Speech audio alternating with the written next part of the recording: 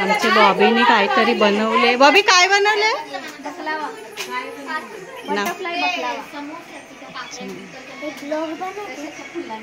Wow, काहीतरी वेगळा item बनवले बॉबीने. हां, आशू आणि बॉबीने मिळून. हाय फॅमिली, आज आम्ही काहीतरी नवीन खाणार आहोत. हा बघा, काहीतरी नवीन आयटम बनवले बॉबीनी. सगळ्यांच्या जिभेला पाणी सुटले.